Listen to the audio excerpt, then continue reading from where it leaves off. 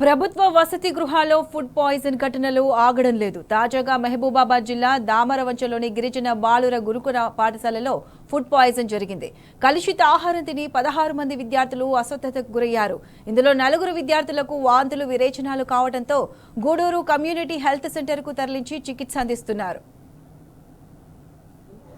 10వ తరగతి చదువుతున్నా. మాది దామరవంచ గురుకులం. అయితే నిన్న 4:30కి స్కూల్ అయిపోయింది. 1 అవర్ తర్వాత స్నాక్స్ పెట్టిర్రు, బొబ్బర్లు.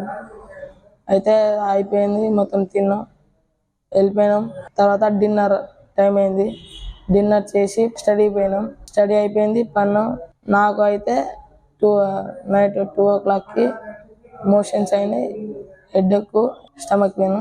నా పేరు యాకూబ్, నేను 6th class, TTWRJC Damaravancha boys. 4:30 తర్వాత స్కూల్ అయిపోయింది. అప్పుడు స్నాక్స్ ఇచ్చారు, బొబ్బర్లు తిన్నాము.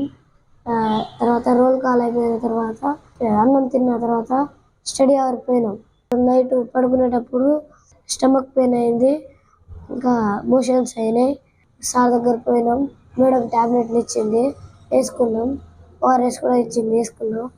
ఇప్పుడు పొద్దున మళ్ళా వాంతింగ్ అయినాయి, మోషన్స్ అయినాయి. అందుకే ఇక్కడ తీసుకొచ్చారు సార్లు.